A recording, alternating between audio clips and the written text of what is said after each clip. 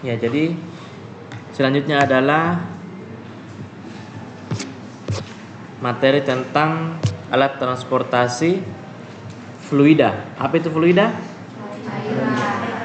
Ya, fluida itu maksudnya pada umumnya cahaya dan gas, tapi fluidanya itu apa itu maksudnya fluida?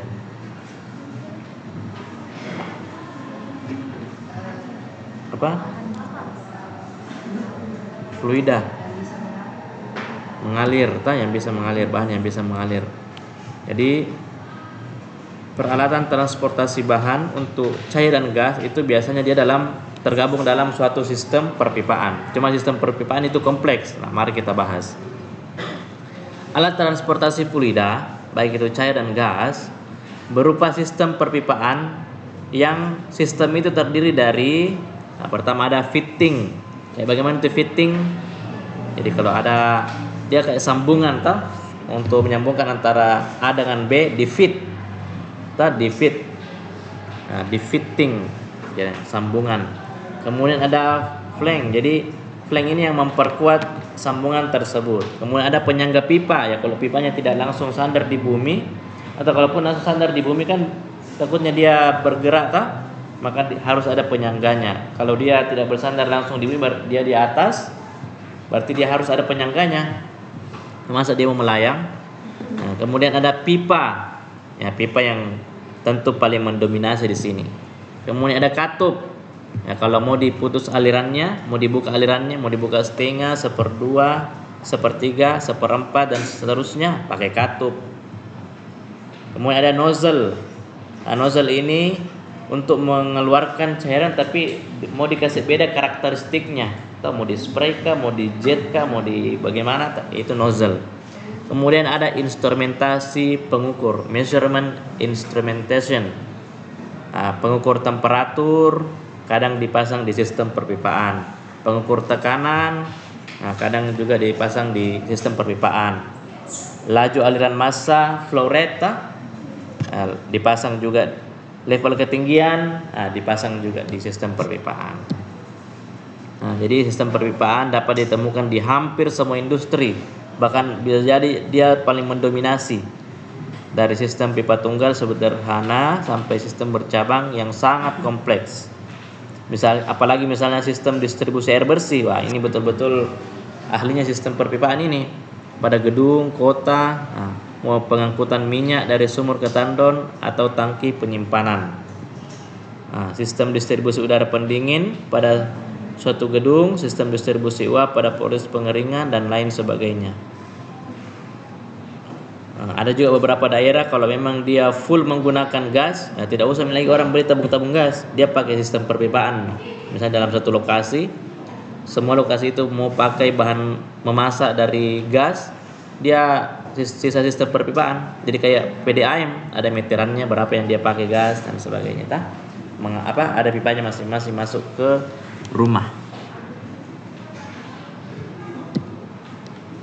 Nah, jadi sistem perpipaan adalah suatu sistem yang digunakan untuk transportasi fluida antar peralatan dalam suatu pabrik atau dari suatu tempat ke tempat yang lain sehingga proses produksi dapat berlangsung.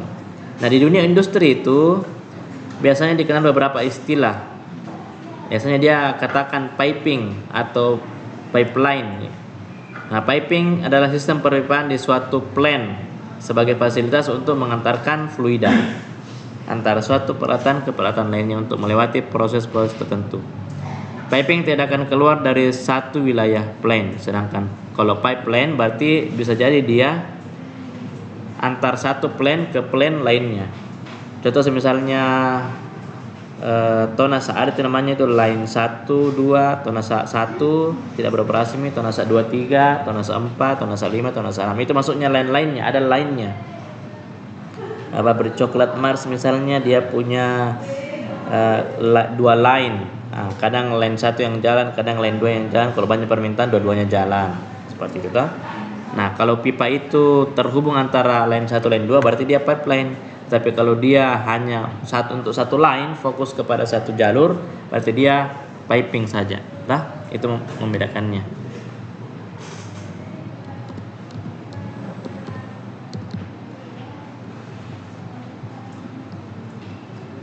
Pertama, pipa-pipa itu sendiri. Jadi pipa-pipa adalah saluran yang tertutup sebagai sarana untuk mengalirkan atau mentransportasikan fluida. Bisa juga sebagai sarana pengaliran atau transportasi energi dalam aliran. Pipa yang umumnya digunakan pada industri proses, pembangkit listrik, biasanya itu pipa baja. Ada juga yang pakai pipa besi, tapi ditutupi dengan bahan yang bisa membuat dia tidak kontak dengan oksigen, dengan air, karena kalau kontak bisa berkarat. Adapun jenis-jenis pipa, yang pertama pipa tanpa sambungan. Ya, ini artinya betul-betul langsung dicetak, misalnya pipa pralon itu kan tidak ada sambungan, beda sama yang kayak begini-begini, dia betul-betul memang dicetak. Ya, tidak ada kita lihat sambungannya, baik itu sambungan seperti ini maupun sambungan yang seperti ini. Jadi pipa tanpa sambungan ini dibuat dengan cara menusuk batang baja yang mendekati suhu cair dengan cara menggunakan sebuah mandrel yang mana pipa ini tidak memiliki sambungan. Barulah selanjutnya pipa yang dilas. Jadi pipa ini dibuat dengan cara memasukkan plat panas melalui pembentuk shape rollers yang akan merolnya ke menjadi bentuk batangan pipa yang berlubang. Jadi bayangkan ini ada roller, kemudian dia awalnya itu lembaran, lembaran yang kemudian roller yang kuat ini, jadi ini roller sambil dia dorong juga dia sambil menekuk, ya, apa istilahnya, membuat dia menjadi bertemu antara si A dengan si B, jadinya ada sambungan kelihatan di sini. Sambungannya itu ini jadi kayak lembaran begini, kemudian disatukan seperti ini. Dia modelnya seperti itu. Nah, dia istilahnya butt weld pipe atau shrink weld pipe. Itu ya. Nah, untuk membuat itu dia bisa menggunakan bantuan roller seperti sistem roller seperti ini.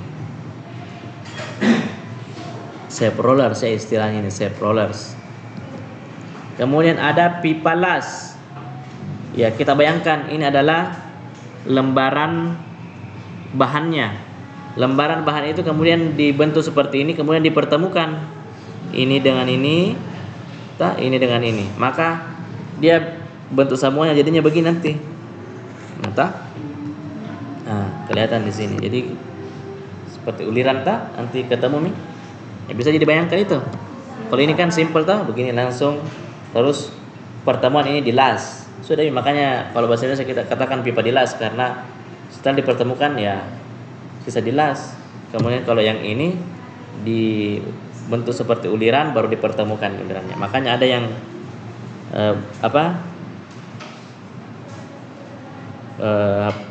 sambungannya kelihatan seperti ini. Nah, ini namanya spiral welding pipe. Kemudian ada tubing. Tubing adalah benda silindris yang memiliki lubang pada tengahnya untuk mengalirkan fluida. Nah, tubing berukuran lebih kecil jika dibandingkan dengan pipa di samping itu. Tubing lebih fleksibel dan mudah dibentuk jika dibandingkan dengan pipa. Nah, tubing ini sering digunakan pada pipa-pipa alat penukar kalor, cell and tube heat exchanger misalnya. Kemudian tadi ada pipa-pipa dengan berbagai jenis pipa, kemudian ada katup. Nah, kalau bahasa awamnya kita di rumah apa? Keran. Matikan dulu itu keran. Nah, katup itu ya bahasa ilmiahnya katup. Jangan lagi tulis keran. Nah, tapi katup, bahasa Bugisnya valve. Jadi salah satu komponen yang penting pada sistem perpipaan adalah valve tersebut, katup. Iya, kapan ini tidak berfungsi? Sudah, bagaimana kita mau atur itu aliran? Mau deras, mau lambat, mau setengah, mau ditutup. Kalau rusak bagaimana pusing kita kan? Katup merupakan alat bagian berfungsi untuk mengatur aliran suatu fluida dengan cara menutup, membuka ataupun membuka setengah untuk menghambat. Nah, sebagian jalan aliran fluid tersebut. Di sini hanya akan dibahas mengenai katup yang umum digunakan pada suatu kilang. Misalnya, kita lihat gambaran tentang katup berikut ini ya.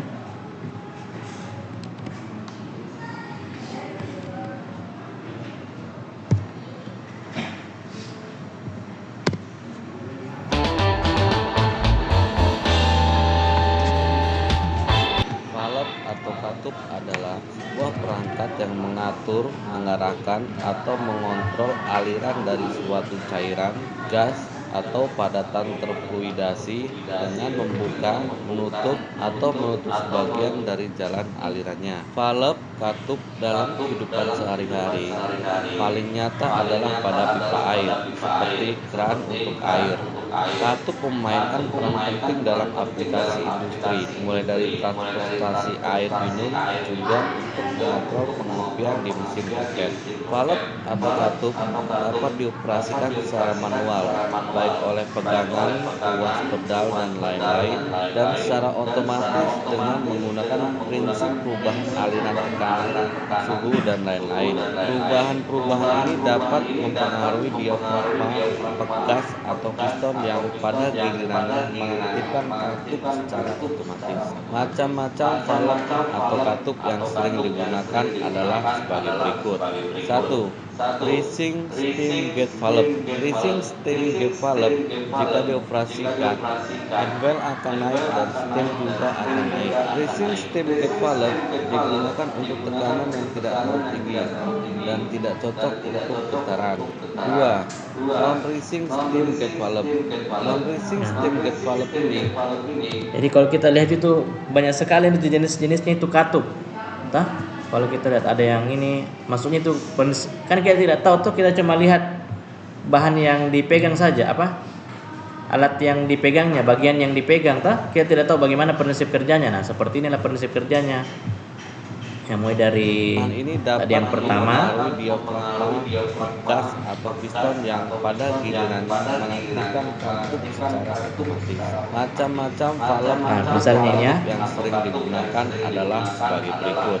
1. Yang pertama yang steam gate valve. Rising steam gate valve jika dioperasikan, head valve akan naik dan steam juga akan naik. Rising steam gate valve digunakan untuk tekanan yang tidak terlalu tinggi dan tidak cocok untuk putaran.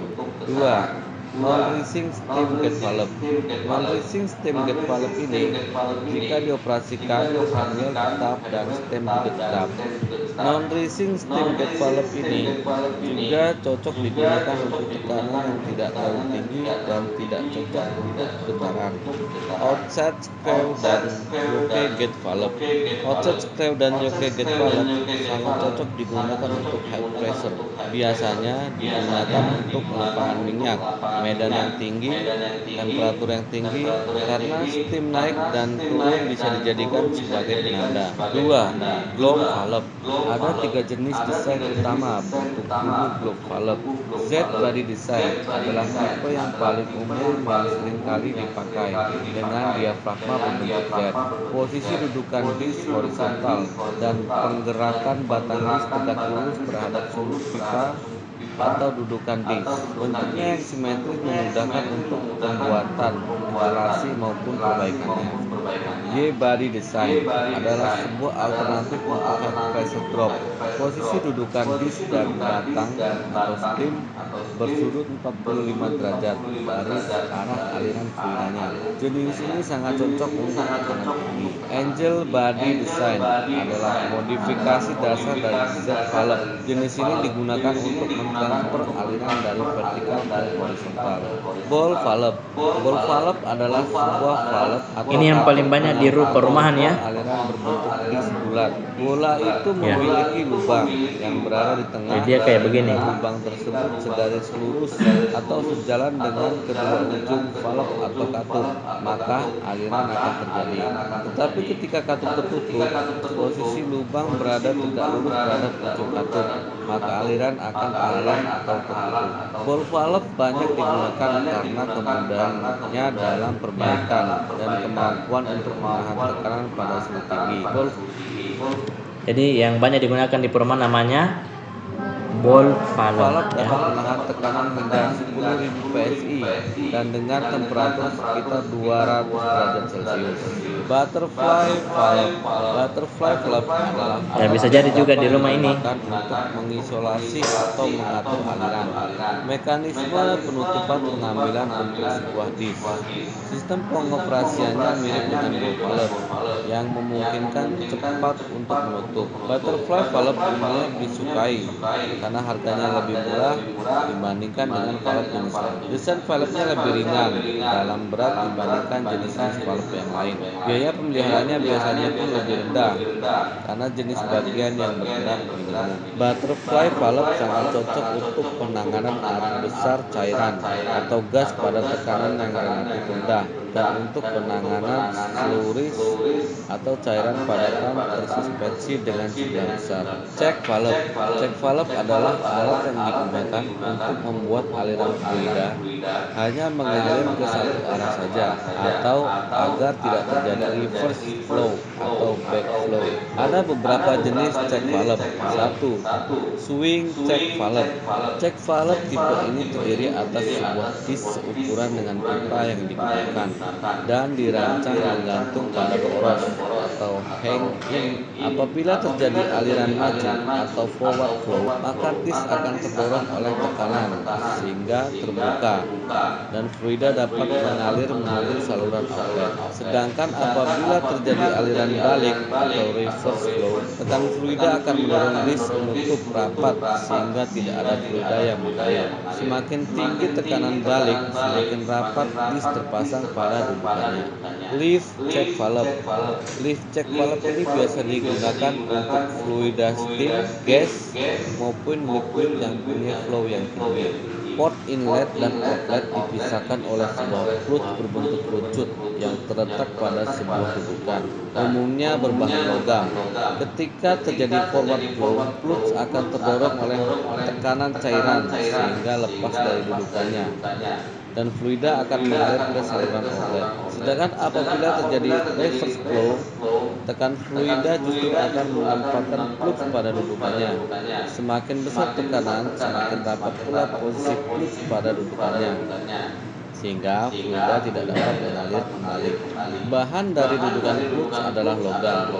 Hal ini mempertimbangkan tingkat kebocoran yang sangat sedikit dari check valve tersebut. Umumnya, lift check valve digunakan untuk aplikasi fluida gas karena tingkat kebocoran yang kecil.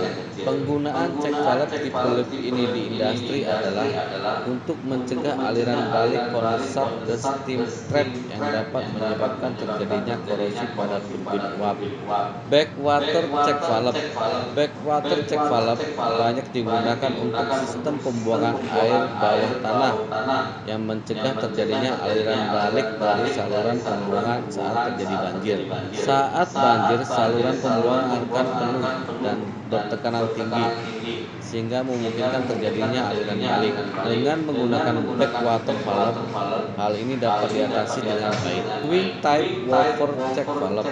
Dalam penggunaan swing check valve dan lift check valve sering terbatasi hanya untuk pipa ukuran besar. Jadi, sebagai solusinya adalah dengan menggunakan wafer check valve. Dengan menggunakan wafer check valve dapat digunakan tubing dengan ukuran yang mengerucut pada satu sisinya, sehingga dapat diaplikasikan pada pipa yang lebih kecil ukurannya.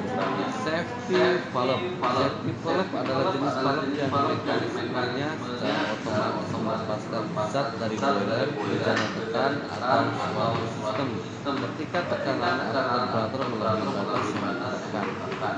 Pressure safety valve mempunyai 3 bagian utama, yaitu inlet, outlet, dan spring set. Fluida bertekanan berada pada inlet PSP. PSP posisi menutup selama tekanan fluida lebih kecil dibandingkan tekanan spring pada spring set.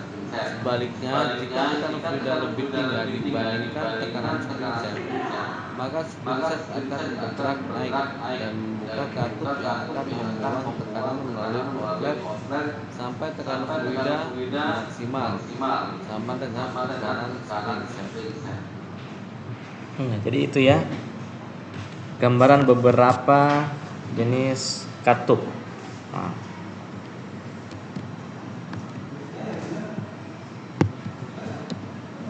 Jadi ada tadi katup pintu atau gate valve ya. Katup ini mempunyai bentuk penyekat berupa piringan atau busa digerakkan ke atas dan di bawah. Bisa juga digunakan untuk posisi buka atau tutup sempurna. Nah, gambarnya seperti ini, gate valve. Jadi seperti ini ya. Ini disknya ya, kalau ini diputar kan ini kok naik naik turun. Nah, inilah nanti yang akan menutup atau membuka cairan. Jadi kalau diputar naik ya keluar cairannya, tetapi kalau diputar lagi kemudian sampai tertutup berarti cairannya akan tertahan di disk tersebut. Itu jenis untuk gate valve. Kemudian ada ball valve ya, katup bola. Ya, sesuai namanya. Jadi ada berbentuk bola tetapi ada lubangnya. Ya, jadi bentuk penyekat katup ini berbentuk bola yang menyerupai lubang menerobos di tengahnya. Nah, katup bola kalau di rumah kita kecil dia seperti ini. Kalau di industri sudah besar seperti ini. Ya, ada bodinya, kemudian ada seatnya, kemudian ada bolanya, nah, kemudian ada untuk penggeraknya. Kemudian tadi ada bola, ada gate, ada globe ya, katup dunia, globe. Jadi kita bayangkan ini, jadi dia sama diputar, tetapi prinsipnya seperti ini ya, di sistem plug ya. Jenis ini digunakan untuk mengatur banyaknya aliran fluida. Nah, jadi ada kayak dudukan valve yang sejajar dengan aliran, maka membuat katup dunia ini menjadi efisien mengatur besar kecilnya aliran dengan minim erosi piringan dan dudukan. Nah, katup dunia ini bisa dilihat seperti ini. Nah, jadi seperti ini kalau dari samping. Nah, seperti ini ya. Jadi dia kayak ada tutup, kita baru dia tutup. Nah, gitu. Kemudian ada butterfly valve. Ya, butterfly berarti kupu-kupu. Ya, karena dia ini seperti digambarkan, dihayalkan seperti sayap kupu-kupu, makanya dikatakan butterfly. Hanya saja kalau tekanannya tinggi otomatis ini tidak bakalan tahan, karena kan jelas ini kan kayak piringan yang dimana kalau dia terdorong oleh tekanan tinggi otomatis dia bisa rusak. Jadi ini cocok untuk aliran besar tapi tekanannya rendah. Jadi digunakan sebagai stall valve untuk tekanan rendah dan memberi pressure drop yang rendah sehingga tidak dapat digunakan untuk mengatur tekanan kapasitas aliran. Jadi dia seperti ini ya. Ya, ini hanya untuk memutar apakah dia menutup atau membuka sayapnya katup kupu-kupu seperti ini. Jadi ada bodinya, ada disknya. Ini disknya yang tidak terlalu tahan untuk menahan tekanan tinggi, tapi cocok untuk aliran besar tapi tekanannya rendah.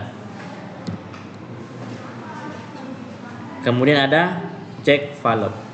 Jadi dia kalau gambarnya seperti ini, bayangkan di dalamnya itu seperti ini. Jadi dia modelnya seperti ini Ketika menutup, nah jadi dia menutup kemudian membuka ini menutup membuka. Jadi seperti ini dia sistemnya. Katup yang digunakan untuk membuat atau memastikan aliran fluid dalam sistem perpindahan hanya mengalir ke satu arah. Ya, karena kalau kapan ada aliran dari arah di sini, semakin besar tekanannya semakin besar juga gaya dorongnya untuk menutup ini kan. Nah, ini kadang digunakan contoh kecil saja.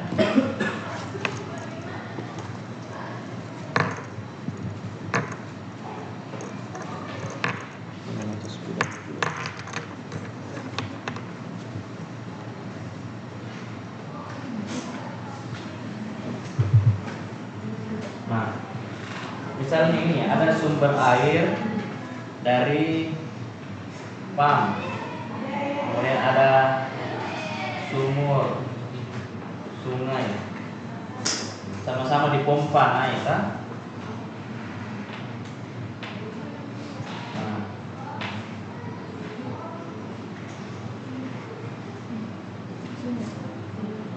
ke suatu tempat misalnya. Nah, misalnya kita setel pump yang naik, kita lagi memasukkan pump, nah naik.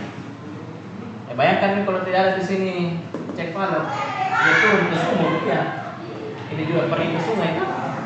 Tapi untuk mencegah air pump ini pergi ke sumur, ke sungai, maka ada cek valve dipasang di sini atau di sini cek valve.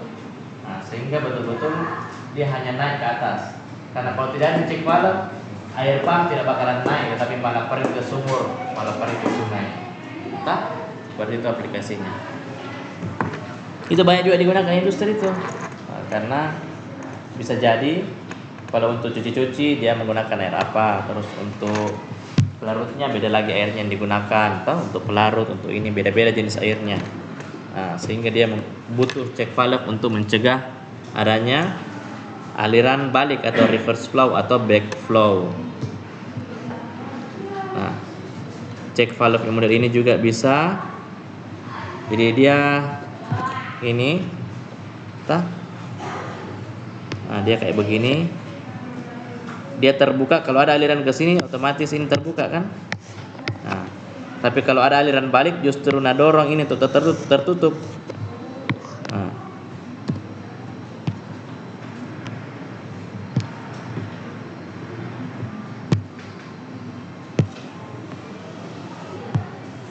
Nah, ini kan dorong ini tertutup.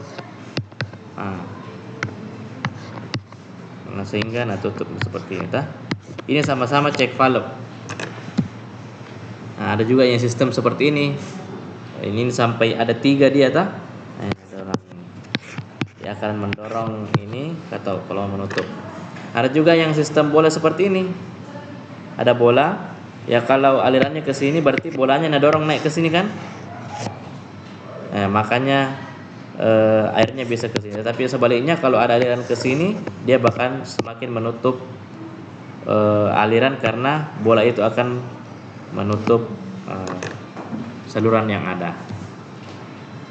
Dan paling banyak digunakan untuk safety itu seperti ini. Ini maksudnya dia mau mengalirkan sesuatu kalau dia sudah melebihi tekanan tertentu.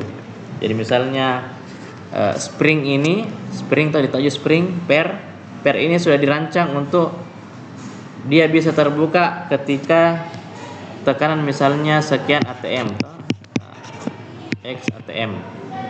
Misalnya kita sudah punya ini aliran perpipaan yang melebihi dari kapasitas maksimal, maka dia bisa mendorong ini katup per ini untuk dia bisa mendongkrak itu per untuk terbuka. Nah, makanya alirannya bisa keluar. Daripada kita kelebihan tekanan, kita bisa mengalami kebocoran atau kerusakan. Nah, mending kita pasang pressure safety valve atau relief valve namanya. Jadi katup yang mempertahankan tekanan berada di angka maksimal yang diinginkan, set point, yang akan didistribusikan ke jaringan pipa selang. Katup ini akan membuang tekanan yang berlebihan. Nah, ini cocok biasa dan banyak diaplikasikan pada pipa perpipaan steam atau apapun itu yang menggunakan bahan yang bertekanan tinggi. Jadi gambarnya seperti ini Nah, kalau dia tekanannya tinggi otomatis dia bisa dorong ini per kan naik. Kalau dia bisa dorong ini per naik, ya sudah, dia bisa lolos keluar. Nah, sehingga tekanannya bisa dijaga. Nah, untuk kita tentukan jenis katup yang akan digunakan berdasarkan fungsi dari katup itu. Jadi digunakan untuk posisi buka atau tutup sempurna, gate, butterfly, valve atau plug dapat digunakan. Jika katup akan digunakan untuk mengatur banyaknya arus, digunakan dalam kondisi antar buka dan tutup, maka globe valve adalah yang paling sesuai. Lain halnya kalau fungsi yang dibutuhkan adalah mencegah adanya arus balik, maka yang digunakan adalah check valve, satu-satunya pilihan. Jadi valve, plug dan globe cocok untuk ukuran kecil, tetapi untuk ukuran besar katup akan menjadi sangat berat untuk menahan cairan atau gas. Tidak efektif dan tidak ekonomis. Menggantinya menjadi butterfly valve adalah salah satu jalan yang bisa diambil untuk katup yang berukuran besar. Tetapi perlu diperhatikan juga bahwa butterfly ini tidak bisa digunakan untuk fluida bertekanan tinggi. Lalu bagaimana caranya pilih jenis valve antara gate dengan ball? Nah, ini yang paling banyak digunakan, gate dengan ball ini. Karena sama-sama fungsinya, struktur dari ball valve memungkinkan penggunaan soft atau resilient sheet untuk bagian penyekat. Dengan soft sheet tersebut, ball valve bisa dibuat dengan jaminan zero leakage yang tidak bisa diaplikasikan pada gate valve. Selain itu, ball valve juga mempunyai sistem quarter turn yang akan memungkinkan menutup dan membuka katup dengan cepat. Tapi dengan kelemahan soft sheet yang rentan terhadap suhu tinggi, gate valve memiliki keunggulan yang lebih berat dengan berat yang lebih ringan dan lebih ekonomis walaupun tidak menjamin zero leakage. Nah, di sini dibutuhkan kemampuan seorang insinyur pipa yang bisa mempertimbangkan berbagai hal dalam mengambil keputusan katup manakah yang harus digunakan. Dalam menghadapi hal semacam itu, biasanya itu seorang insinyur, dulu istilahnya insinyur ya, orang teknik itu ya, jadinya insinyur titik bla bla tah. Kalau pendidikan dokter Andes, tapi sekarang sudah tidak minta semua di belakang nih, koma S tah. Kalau kita nanti koma S ST di belakang semua, dulu itu di depan. Jadi seorang insinyur atau dalam hal ini sarjana keteknikan atau masih tetap bisa disebut insinyur karena masih ada profesi insinyur, akan mempertimbangkan pelajaran dari desain sebelumnya, baik dari pengalamannya sendiri ataupun dari data-data yang ada. Jadi dari pengalamannya itu di industri, sebenarnya kalau ini cocoknya apa ya, nah, dia punya pengalaman itu. Nah, jadi ini yang misalnya kalau bintang 3 yang paling cocok untuk menyekat mengisolasi itu yang ball and plug, yang tidak bisa yang check valve. Misalnya kalau kita mau mengatur banyak arus, berarti yang cocok adalah yang tipe globe, karena kan diputar tadi yang tipe dunia ini kan mencegah arus balik, berarti yang paling cocok ada check valve. Salah satu-satunya memang tidak, yang lain tidak bisa kan, tanda silang semua kan, yang lain tidak bisa, satu-satunya harus pakai check valve. Kalau mau yang ukuran besar bisa pakai butterfly, bisa pakai check valve. Kalau mau tekanan tinggi ya bisa guard, globe, tekan plug dan check valve. Nah, itu dia. Kemudian selain kata tadi ada nozzle. Ya, nozzle adalah perangkat yang dirancang untuk mengontrol arah atau karakteristik. Jadi mau arahnya atau karakteristiknya. Nah, ingat ini karakteristik. Nah, ini dia. Dari aliran fluida terutama untuk meningkatkan kecepatan saat keluar atau memasuki sebuah ruang tertutup atau pipa. Nah, kita lihat ini ya, video tentang nozzle. Nah, tadi ini ya.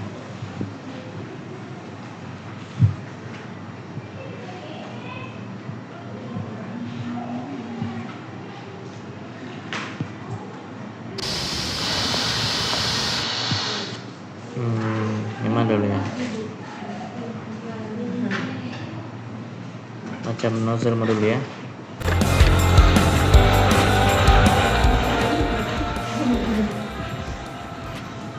Sudah pernah menggunakan itu dalam 1 hektar jika untuk CPT, yaitu sekitar prestasinya sekitar 136 sampai 140 batang per 12 liter lautan.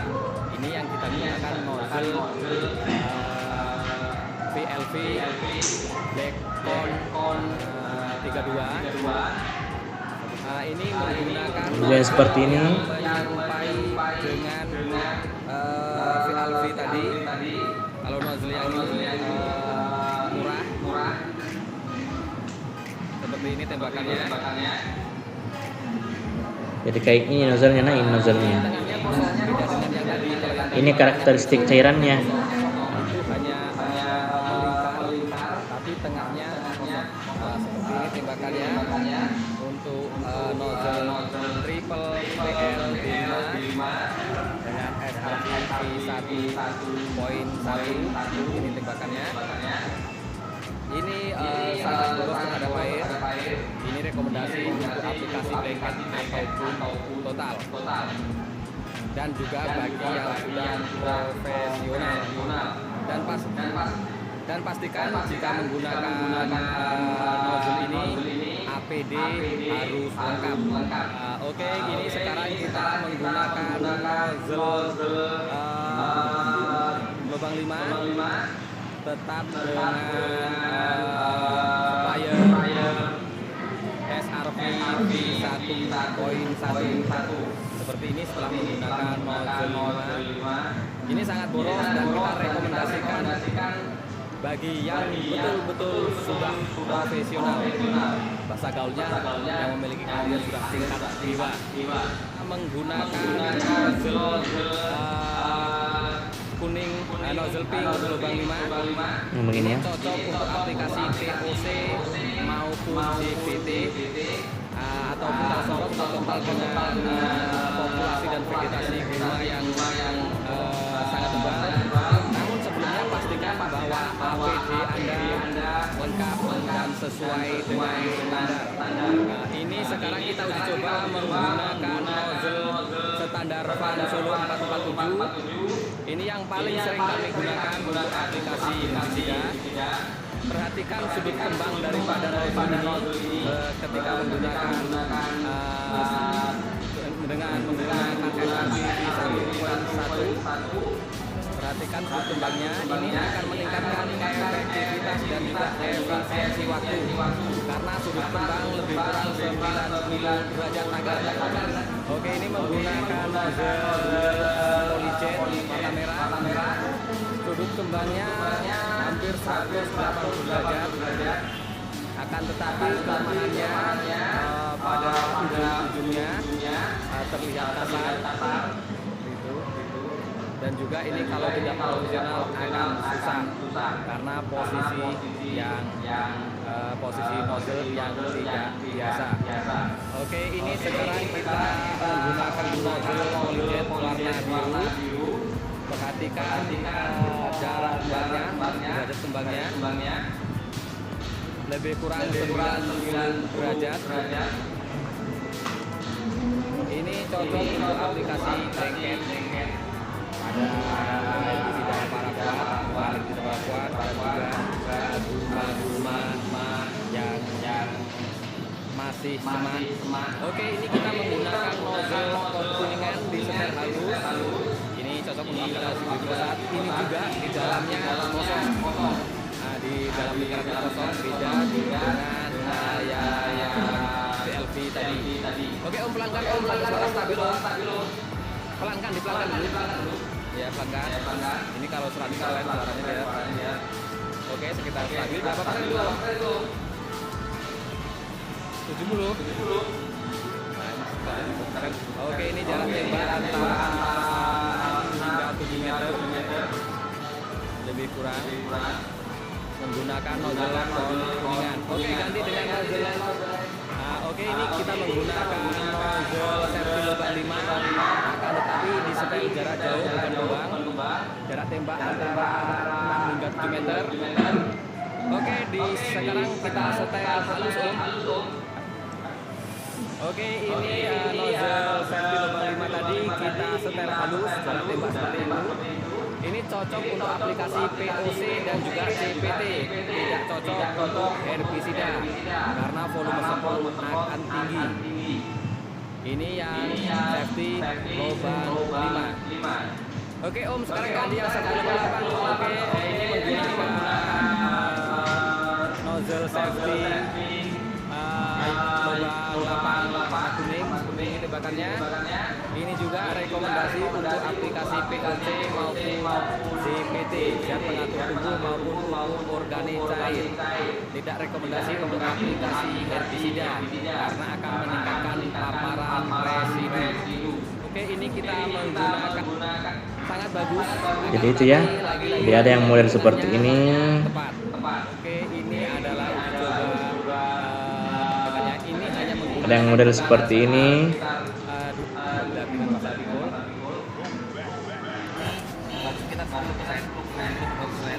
dengan besarnya kan sangat bagus. Ya, seperti itu tuh gambarannya. Artinya karakteristik, mengubah karakteristik cairan menjadi beberapa macam jenis karakteristik itu bisa dengan nozzle, ta? Misalnya kita buat lagi variabel nozzle. Ya, ini kalau nozzle yang bisa divariasikan ya. Mulai dari yang jet tadi sampai ke spray.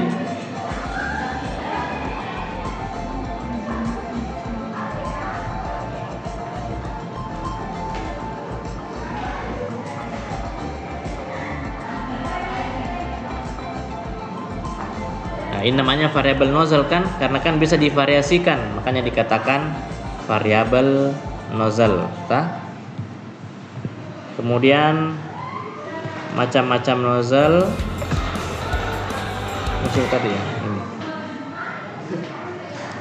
Jenis nozzle pemadam misalnya. Video kali Ya, ini akan membahas tentang jenis nozzle pemancar selang populer ditemukan oleh pemadam kebakaran. Misalnya untuk pemadam ya. Sebelum kita lanjut ke materi buat kamu yang baru.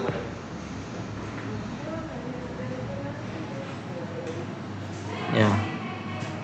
Nozzle adalah ujung pemancar air yang digunakan oleh personel pemadam kebakaran, di mana nozzle akan disambungkan dengan salang pemadam sehingga pancaran air sesuai dengan yang dibutuhkan. Nozzle memiliki beberapa jenis atau model sesuai dengan fungsinya. Kita akan bahas perbedaan jenis nozzle pemadam kebakaran sesuai dengan fungsinya, perbedaan jenis nozzle sesuai dengan bentuk pancaran, serta perbedaan nozzle sesuai dengan jenis bahan yang akan digunakan.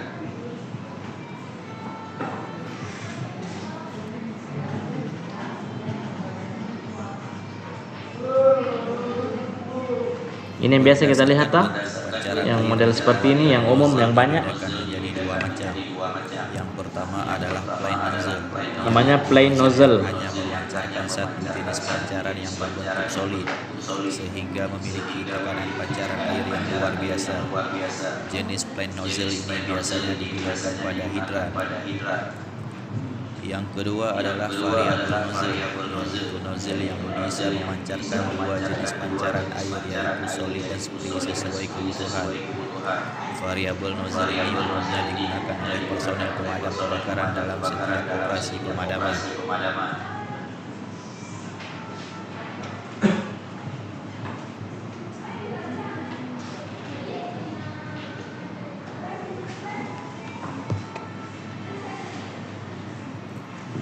Berdasarkan bahan pemadam yang dipancarkan, maka nozzle juga dibedakan menjadi dua jenis. Yang pertama adalah water nozzle, yaitu nozzle yang memancarkan bahan pemadam air, di mana fungsinya untuk memadamkan jenis kebakaran yang membutuhkan bahan pemadam air. Water nozzle hanya efektif digunakan untuk memancarkan bahan pemadam air. Ini water nozzle.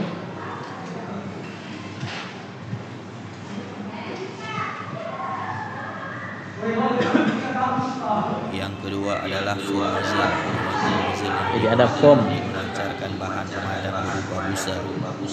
Foam nozzle hanya efektif digunakan untuk memancarkan bahan pemadam berupa busa foam, karena memiliki bentuk khusus yang memungkinkan udara masuk sehingga pencampuran busa dan air akan lebih sempurna. Ya, Foam jadi nozzle ini digunakan untuk memadamkan kebakaran jenis api yang bersumber dari kebakaran minyak. Ya, didesain bagaimana bisa bercampur nanti dengan udara, ada input udaranya juga supaya bisa jadi foam. Ya, cocok untuk minyak, karena kalau minyak disiram air ya minyaknya semakin menyebar memancarkan busa, maka hasilnya tidak akan efektif, di mana pencampuran busa dengan air tidak akan sempurna. Ya, kalau foam baru pakai yang pakai tipe water ya tidak bakalan jadi foam jadinya.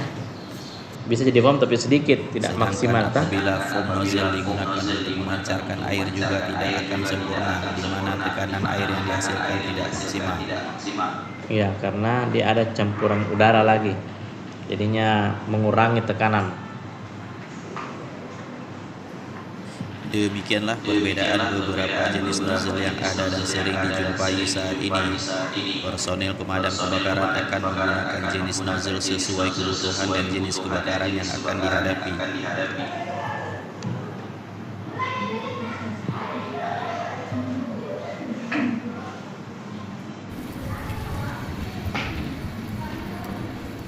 Terima kasih sudah menonton video ini sampai selesai. Dan bagaimana aplikasinya itu nozzle, kenapa mesti dikasih berbagai karakteristik. Misalnya ini ada 2 regu pemadam.